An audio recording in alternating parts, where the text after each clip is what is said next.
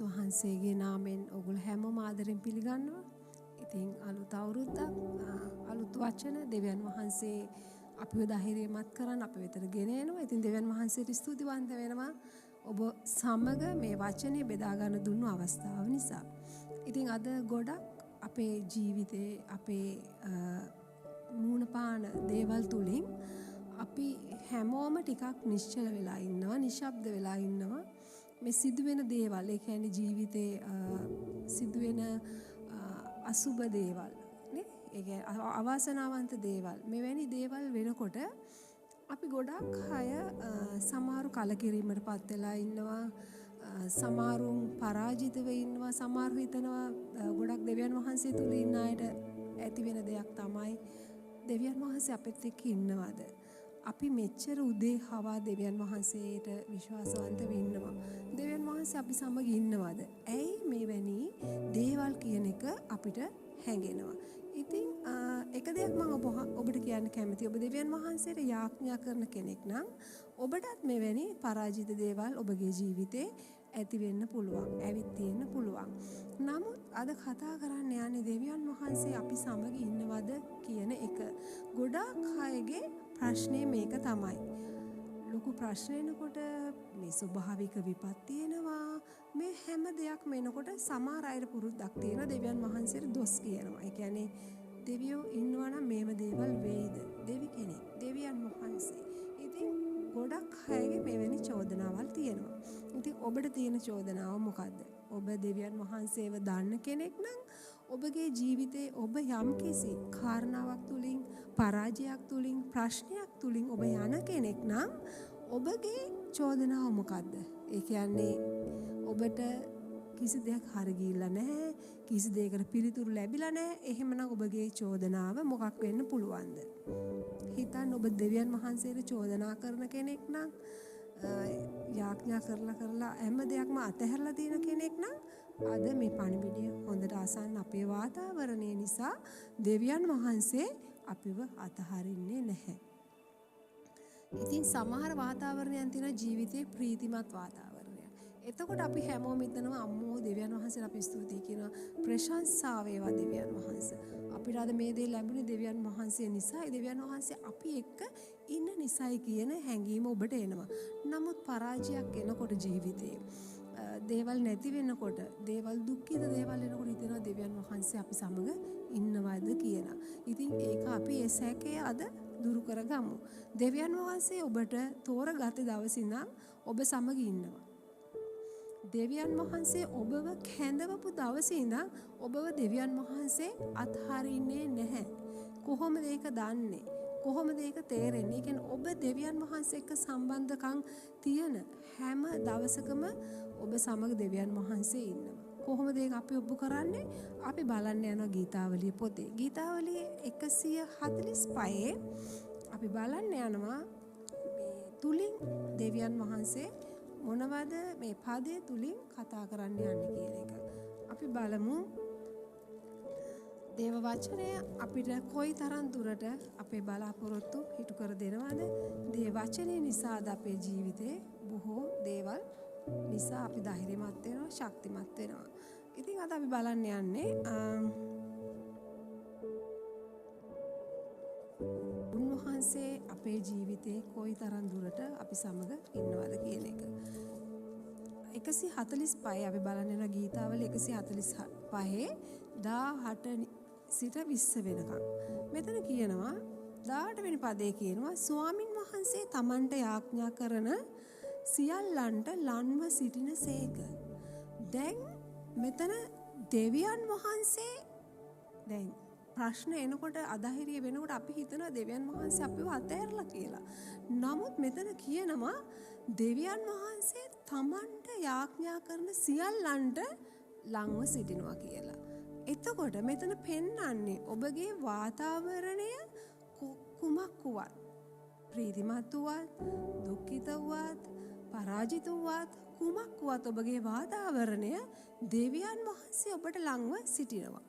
ඔබ දෙවියන් වහන්සේ අතහැරලා නෙමෙයි ඔබ මූණපාන පරාජය, ඔබ මූණපාන අත්දැකීම තුලින් ඔබ යන්නේ දෙවියන් වහන්සේ ඔබව අතහැරලා නෙමෙයි. මේක අපේ ජීවිතේ අපි තබා ගත යුතු විශේෂ දෙයක්. ඇයි කිව්වොත් දෙවියන් වහන්සේ අතහැරියා නම් අපි ලොකු විනාශයකට මුහුණ දෙනවා. දෙවියන් වහන්සේ අතහැරියා කියන්නේ සම්පූර්ණ ආරක්ෂාව අපේ බලාපොරොත්තුව මේ හැම දෙයක්ම අපිට නැතිව යනවා. දෙවියන් වහන්සේ යම් දවසක ඔබව අතහැරියොත් අන්න එදාට තමයි ඔබ බය විය යුතු දවස. එදාට තමයි ඔබ පරාජිත වෙන දවස. එදා තමයි ඔබගේ බලාපොරොත්තු නැති වෙන දවස.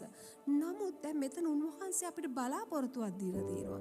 මෙතන කියනවා උන්වහන්සේට යාඥා කරන සියල්ලන්ට උන්වහන්සේ ළඟම සිටිනවා කියලා. ඉතින් දෙවියන් වහන්සේව ලං කරගන්න ප්‍රධානම දේ තමයි ඔබගේ යාඥාව. ඔබ කොයිතරම් යාඥා කරන පුද්ගලයෙක්ද? සමහර දේවල් හරි ගියාට පස්සේ දෙවියන් වහන්සේට ස්තුති කියලා එතනින් එහාට දෙවියන් වහන්සේව අතහැරලා ජීවත් වෙන කෙනෙක්ද? ධෛර්යමත් වෙන්න, යාඥා කරන්න. යාඥාව තුලින් තමයි දෙවියන් වහන්සේ ඔබට ලං වෙලා ඉන්නේ.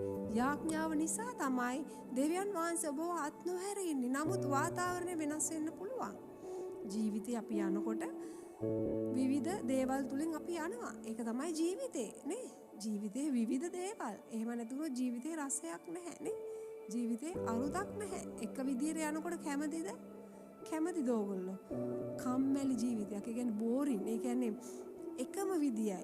ඕගොල්ලෝ හිතන්නේ ලෝකයේ තියෙන රසම හැමදේම මේමයි. හිතන්න හැමදේම ඕගොල්ලන්ට හම්බ වෙනවා හොඳ ආහාර වේලා.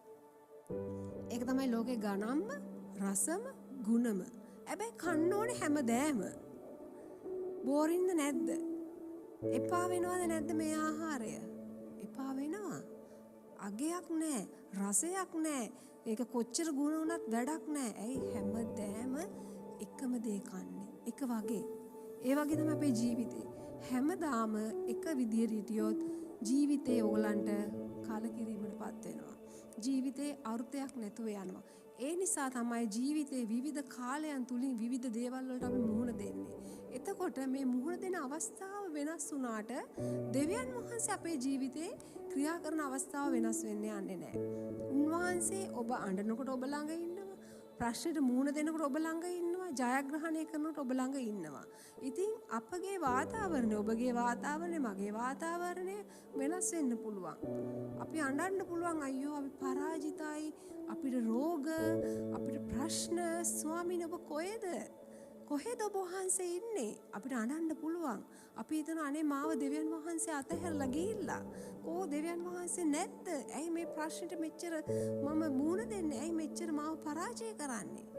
නමුත් දේව වචනය තුල කියනවා ඔබගේ අමාරු කාලේ ඔබ යාඥා කරන්න. දෙවියන් වහන්සේ තුල දන නමන්න. ඇයි කිව්වොත් උන්වහන්සේ ඔබ ළඟ ඉන්නවා. උන්වහන්සේ කියනවා නිකන් නෙමෙයි ඉන්නේ, දුරින් නෙමෙයි, ළන්ව සිටිනවා. උන්වහන්සේට යාඥා කරන සියල්ලන්, එක්කෙනෙක් නෙමෙයි, දෙන්නෙක් නෙමෙයි, තුන්දෙනෙක් නෙමෙයි, සියල්ලන්, සියලු දෙනාටම උන්වහන්සේ ලං වෙලා ඉන්නවා. ඉතින් ඇයි අපි යාඥා කරන්නේ? මොකටද අපි යාඥා කරන්නේ? මොනවටද අපි යාඥා කරන්නේ? දෙවියන් වහන්සේට ලං වෙලා ඉන්න විතරද අපි යාඥා කරන්නේ? අනේ මං දෙවියන් වහන්සේට ආදරේ, මං ඒ නිසා යාඥා කරනවා. එහෙමද ඔබ යාඥා කරන්නේ? ඒකද ඔබේ යාඥාව? මොකද ඔබේ යාඥාව? දෙවියන් වහන්සේට මං ආදරේ නිසා නැහැ. අපි යාඥා කරන්නේ අපිට අවශ්‍ය දේවල් නිසා. අපේ අවශ්‍යතාවය, අපේ ඉල්ලීම්, අපේ දුක, අපේ වේදනාව, මේක තමයි අපි දෙවියන් වහන්සේ වෙතට ගෙනියලා මේ යාඥාව කියලා කියන්නේ. නමුත් මෙතන දෙවියන් වහන්සේගේ කරුණාව තමයි, දෙවියන් වහන්සේගේ ගුණාංගය තමයි මේ හැම දෙයක්ම උන්වහන්සේ බාර ගන්නවා. උන්වහන්සේ සතුටු වෙනවා ඔබගේ යාඥාවට. උන්වහන්සේ ප්‍රීති වෙනවා. ඒ කියන්නේ ඔබ උන්වහන්සේට හරියට හොඳ පූජාවක් ඔප්පු කරනවා වගේ උන්වහන්සේ ඒකට කැමති. උන්වහන්සේ සතුටුයි. ඒ නිසා දෙවියන් වහන්සේ දෙවෙනියට මෙහෙම කියනවා. ඒකේ පළවෙනියට ඒකේ 18 වෙනි පදේ කියනවා ස්වාමින්ට යාඥා කරන සියල්ලන්ට උන්වහන්සේ ලංව සිටිනවා.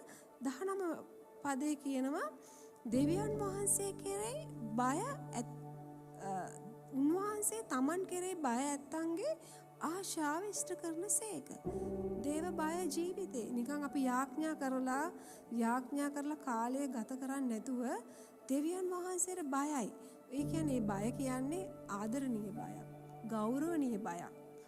නේ දෙවියන් වහන්සේට එහෙමනේ අපි ආදරය කියන්නේ. බයයි කියලා අපි දෙවියන් වහන්සේ දැන් යාඥා කරන සෙනඟ ලං වෙලා ඉන්නවා.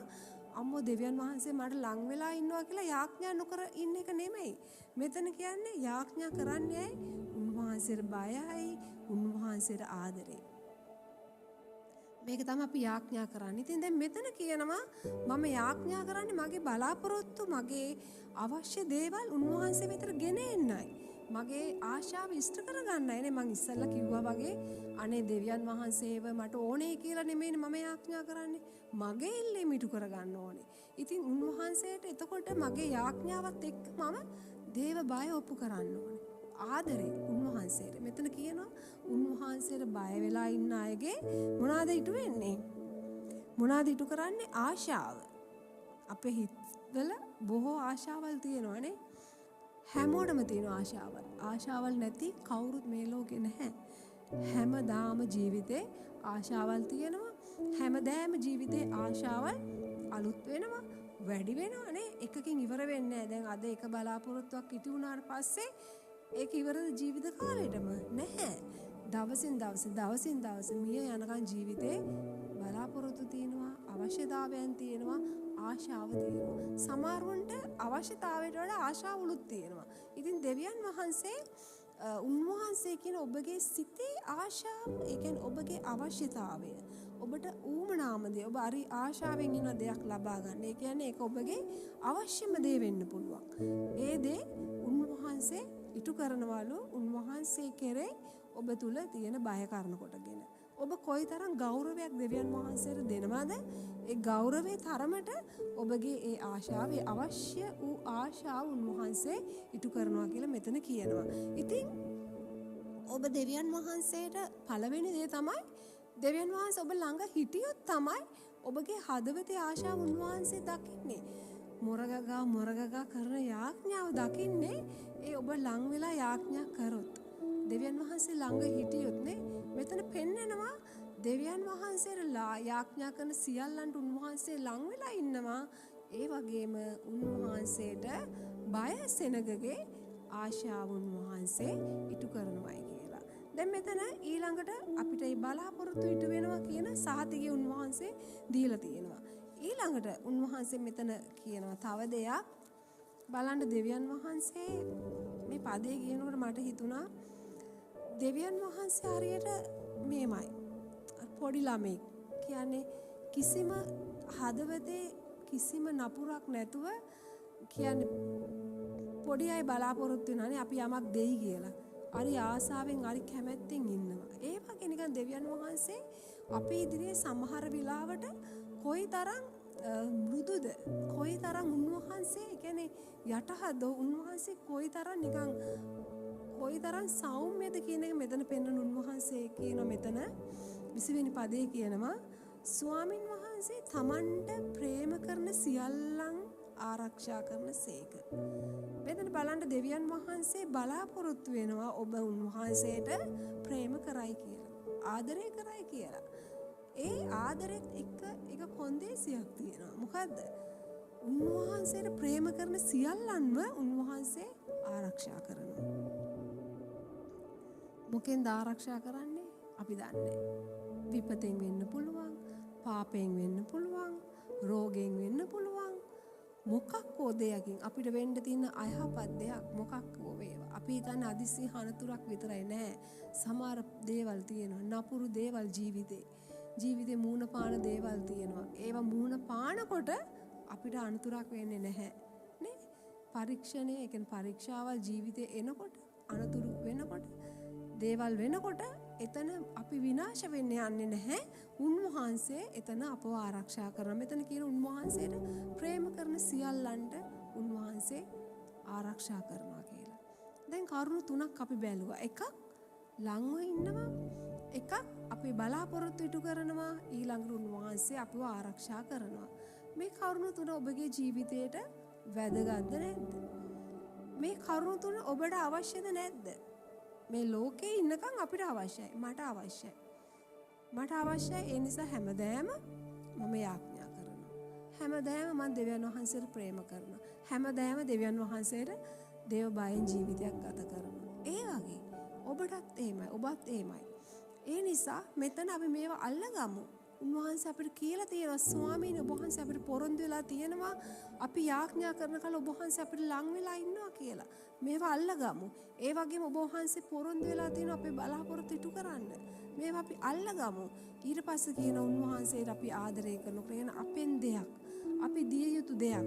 අපි තුල තියෙන දෙයක් තමයි උන්වහන්සේට ප්‍රේම කිරීම. උන්වහන්සේට ආදරය කිරීම. උන්වහන්සේට මේ දේ දෙනකොට උන්වහන්සේ අපිව ආරක්ෂා කරනවා. දෙවියන් වහන්සේට කොහොමද ආදරය කරන්නේ? කොහොමද ආදරේ පෙන්වන්නේ? නිකන් නෙමෙයි. සියල්ලෙන් ආදරය කරන්න ඕනේ. කොහොමද සියල්ලෙන්? මෙතන තව බයිබල් පදයක් කියනවා. ඒක තමයි මතේ පොතේ 22:37 වෙනි පදේ කියනවා. තාගේ මුළු හෘදයෙන්ද, තාගේ මුළු ආත්මයෙන්ද, තාගේ දෙවියන් ස්වාමින් වහන්සේට ප්‍රේම කරන්න යනුය. මෙතන කියනවා දෙවියන් වහන්සේට අපි ප්‍රේම කරන්න ඕනේ අපේ ආත්මයෙන්, අපේ හෘදයෙන්. ඒ වගේම මෙතන තව එකක් අඩුයි ඉන්න මම බයිබලේ කියවන්නම්. මෙතන කියන්නේ තාගේ මුළු හෘදයෙන්ද, තාගේ මුළු ආත්මයෙන්ද, තාගේ මුළු බුද්ධියෙන්ද, තාගේ දෙවියන් ස්වාමින් වහන්සේට ප්‍රේම කරව. මතේ 22:37 කියන්නේ මා තුල තියෙන සියල්ල, ඒ කියන්නේ මගේ මුළු හෘදයෙන්, හදවතේ භාගයකින් නෙමෙයි, මුළු හදවතින්ම සම්පූර්ණ ආදරයක් උන්වහන්සේ බලාපොරොත්තු වෙනවා. ඔබට උන්වහන්සේට සම්පූර්ණ ආදරයක් දෙන්න පුළුවන් නම් එතනද තමයි උන්වහන්සේ ක්‍රියාව ආරම්භ කරන තැන. මෙතන කියනවා තාගේ මුළු හෘදයෙන්, තාගේ මුළු ආත්මයෙන්, තාගේ මුළු බුද්ධියෙන්. ඒ කියන්නේ ඔබගේ බුද්ධියේ ප්‍රමාණය කොච්චරද? ඒ ප්‍රමාණය උන්වහන්සේට ආදරය කරන්න ඕනේ. පොඩි ළමයිගේ බුද්ධියේ ප්‍රමාණය පොඩි, ඒ පොඩි ප්‍රමාණය උන්වහන්සේ සතුටු වෙනවා. ඔබගේ තියෙන ප්‍රමාණය ඔබගේ ආත්මයෙන්, ඇතුළාන්තයෙන් ඔබ තුල තියෙන ඒ හදවතේ ආදරයෙන් මුළු සිතින් ඔබ උන්වහන්සේව හොයන්න කියනවා. උන්වහන්සේට ප්‍රේම කරන්න ඕනේමයි. එහෙම නැතුව හැමතිස්සෙම අපිට ඕන විදිහට නෙමෙයි. අපි අඩුවෙන් නෙමෙයි, දෙවෙනි අර නෙමෙයි, පළවෙනි අර ජීවිතේ උන්වහන්සේව තබන්න ඕනේ. මෙතන කියනවා ඒ පළවෙනි තැන දෙනකොට මුළු හදවතින්ම සම්පූර්ණ දේ උන්වහන්සේට දෙනකොට අර කරුණු තුන ඔබගේ ජීවිතේට නිකම්ම ගලා එන්නේ යනවා. මොකද්ද? ඔබට ලං වෙලා ඉන්නවා, බලාපොරොත්තු ඉටු කරන, ඔබව ආරක්ෂා කරනවා. අපේ ජීවිතය අද අපිට නැත්තේත් මේ දේවල් තමයි. අද අපිට ආරක්ෂාවක් තියෙනවද දෙවියන් වහන්සේ නැති ජීවිතවලට? නැහැ. අපිට ආරක්ෂාවක් නැහැ. මොන ආරක්ෂාවද අපි කතා කරන්නේ? අපි හිතන මේ භෞතික ආරක්ෂාව, අපි මැරෙන්නේ නැතුව ඉන්න ඕනේ ආරක්ෂාව කියලා. නැහැ, මේ පොළවේ අපි මැරෙනවා. මේ පොළවේ අපිට අන්තුරු වෙනවා. මෙතන උන්වහන්සේ සමහර අවස්ථාවල් වල අනතුරු මැදින් අපිට යන්න ඉඩ සලස්වනවා. ඒ යන්නේ ඇයි? අපේ ඊළඟ ජීවිතේ පියවරකට එන්න ඕන නිසා. එක හා සමානව ජීවිතේ තියෙන්න බැරි නිසා ජීවිතේ තව ඉහළට පියවරක් යන්න නම් සමහර අවස්ථාවල් වල අපි මුහුණ පහනවා ප්‍රශ්න, කරදර, දුක්ඛම්, කඩළු වලට. නමුත් මෙතන දෙවියන් වහන්සේ මුළුමනින්ම අපේ ආත්මික ජීවිතය, කියන්නේ මම කියන පුද්ගලයා ඉන්නේ මේ ශරීරේ කූඩේ ඇතුලේ. උන්වහන්සේ මේ පිටතට ඉන්න කෙනාට වඩා ඇතුළේ ඉන්න කෙනා තමයි අපේ වටින්නේ. ඇතුළ කෙනා තමයි කවදාද මරණයෙන් එහාට ස්වර්ගයට යන්නේ. පිටතට කෙනා පොළවට යන්නේ. මේ මම කියන කෙනා, ඔබ කියන කෙනා බාහිර මේ පෙනුම අරගෙන අපි මේ ශරීරය අරගෙන ස්වර්ගයට යන්නේ නැහැ.